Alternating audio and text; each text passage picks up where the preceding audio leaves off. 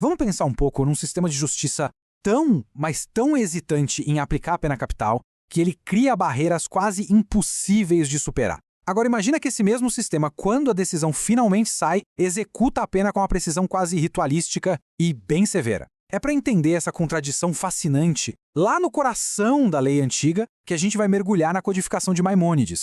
A pergunta que guia toda a nossa análise é basicamente essa: como é que uma sociedade lá do passado administrava a sua justiça final, a mais drástica de todas? O que essa estrutura toda pode nos contar sobre os valores e a visão de mundo daquela gente? É isso que a gente vai descobrir.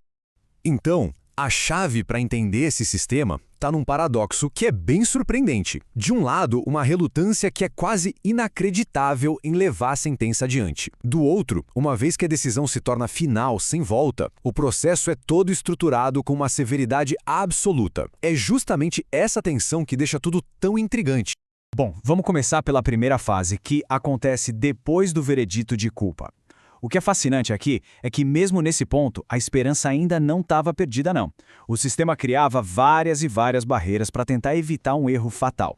O que é realmente interessante aqui é a complexidade toda desse sistema de apelação. Ele não era passivo, sabe? Era uma busca ativa por um motivo para inocentar. Tenta visualizar a cena. Uma procissão pública, um vigia com bandeiras ali prontinho para sinalizar e um cavaleiro esperando de longe para galopar e parar tudo. E o mais incrível, a simples palavra do condenado falando, olha, tem um novo argumento, já fazia ele voltar para o tribunal. E isso podia acontecer várias vezes, porque os juízes suspeitavam que talvez o medo tivesse bloqueado a defesa inicial dele. E essa citação, nossa, ela ilustra perfeitamente o espírito do processo.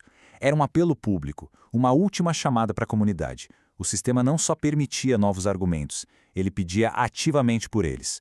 Então o ponto crucial é, a finalidade só chegava depois de esgotar toda e qualquer possibilidade de misericórdia e justiça. Ok, então, uma vez que todas as apelações se esgotavam e a execução se tornava inevitável, o foco mudava completamente. Ia da busca pela absolvição para a busca por expiação e, de certa forma, conforto para o condenado. E aqui a gente vê duas ações bem significativas. Primeiro, a confissão. Ela era vista como um caminho para a expiação no mundo vindouro. A pessoa era instruída a dizer que a minha morte sirva para expiar os meus pecados. E, em segundo lugar, um ato de misericórdia física, uma bebida, um entorpecente para diminuir a consciência e o sofrimento. Quer dizer, mesmo no momento final, o sistema mostrava uma preocupação tanto com a alma quanto com o corpo daquela pessoa. Agora, vamos entrar nos métodos de execução. Porque nem todos os crimes capitais eram tratados do mesmo jeito, não. O sistema tinha uma hierarquia bem clara de punições, o que refletia a gravidade que eles viam em cada transgressão. Essa tabela aqui mostra a estrutura de um jeito bem claro. O apedrejamento, por exemplo, era reservado para os crimes que eles consideravam os mais graves, tipo blasfêmia e idolatria. A queima era para certas transgressões familiares muito sérias. A decapitação era o método para o assassinato. E, por fim, o estrangulamento era visto como menos severo e funcionava como padrão. Ah, e um detalhe, se alguém cometesse crimes que levassem a duas penas diferentes, a pessoa receberia sempre a mais severa. E cada um desses métodos não era só um ato de punição. Era um ritual legalista, sabe? Super prescrito. O foco estava no procedimento exato, em seguir a lei à risca, e não numa violência aleatória. O procedimento do apedrejamento era muito específico. Começava com uma queda, que por si só já podia ser fatal. Se não fosse, as próprias testemunhas que levaram à condenação é que completavam o ato. Isso reforçava a responsabilidade direta que elas tinham no resultado do seu testemunho. Olha, esse aqui é talvez o método mais surpreendente e que as pessoas mais entendem errado.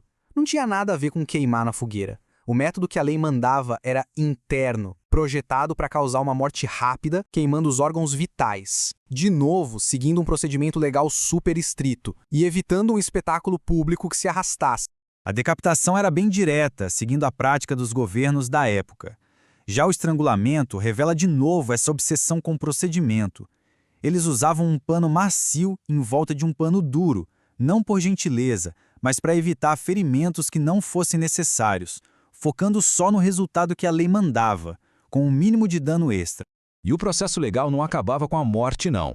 Havia regras bem claras sobre o que acontecia depois, focadas no enterro, no luto e em restabelecer a ordem social e a justiça na comunidade. O pós-execução era cheio de rituais simbólicos, todos com um objetivo bem claro: fechar o ciclo. A falta de luto público, por exemplo, visava a expiação de quem foi executado. Os cemitérios separados mantinham a ordem moral.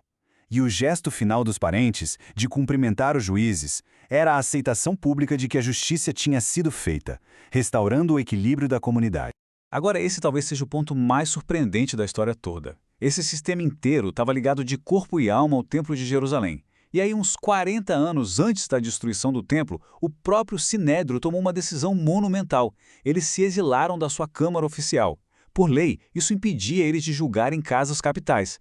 Pensa nisso um pouco. Eles aboliram voluntariamente a pena de morte na prática, muito antes de a história forçar isso. Foi uma renúncia ao seu poder mais extremo. Isso nos traz de volta à nossa reflexão inicial. Ao analisar este sistema antigo, com toda essa cautela extrema, com seus rituais precisos e sua eventual autoabolição, a gente é forçado a perguntar: o que a justiça final de qualquer sociedade, seja do passado ou do presente, realmente nos diz sobre aquilo que ela mais valoriza? A resposta, como a gente viu, raramente é simples. Obrigado por acompanhar esta análise com a gente.